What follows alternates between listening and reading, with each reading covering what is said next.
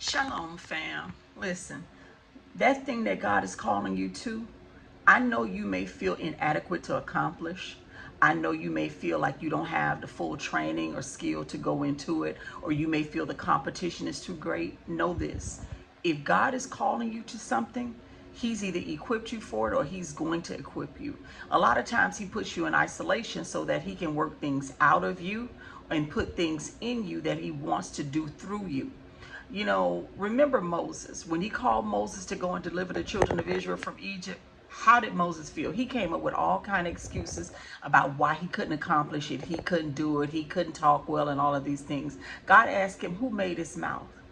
God is asking you, what is hindering you? There is no limitations that you have that God can't work through. All God needs is your yes. Will you give God your yes and stop limiting Him by your thoughts of what you can accomplish, why you can't do it? You don't have the resources, you don't have the degree, you don't know anybody in that field, or, too many people already doing it. What are you going to bring to the table? There is something in you that God is going to bring to that position or that thing that He's calling you to. Don't let your thoughts stop you from accomplishing it. Don't let the enemy put thoughts in your mind about why you can't do it. Don't tell friends and family and then let them talk you out of it. If you are a child of God and you walk with God and you know that God has placed something in your heart to accomplish, God wants you to move. Stop walking in fear. Fear is not of God. I think it's in 2 Timothy. God doesn't give us a spirit of fear, but of power, of love, and a sound mind. So I want to encourage you, take that step of faith. I know it looks intimidating. I know it looks fearful. I know you've never seen anybody accomplish it. What if God wants you to be the first person in your family to accomplish something so big? Have you thought about that? What if you're the first person? What if you're going to be the example maker in your family? What if you're going to be the one that shows them how true and how magnificent God is? Sometimes you have people around you that don't believe because they've never seen anybody accomplish anything that walks with God in a great way. You look at pastors, you look at leaders, but what about the everyday person that you associate with?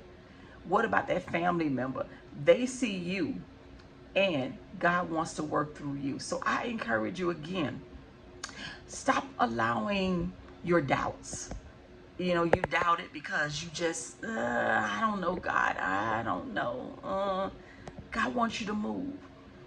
He wants you to move. When He called David, David wasn't afraid when he went up against Goliath. He wasn't afraid. There are things that you've accomplished in your life that initially looked intimidating to you, but now that God is calling you to something that is bigger than something you've ever done, you want to shrink back.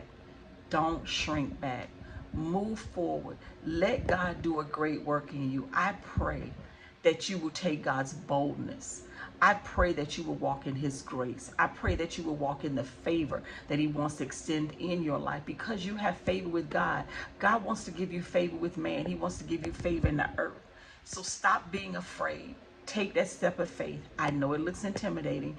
I know you don't see how you accomplish it, but God is going to do it through you. You've had things that God has done in your life before that you've accomplished that you have no recollection of how you were even able to do it. It was the hand and the grace of God. God wants to do unexpected things through your life. So stay in faith and move forward. Shalom.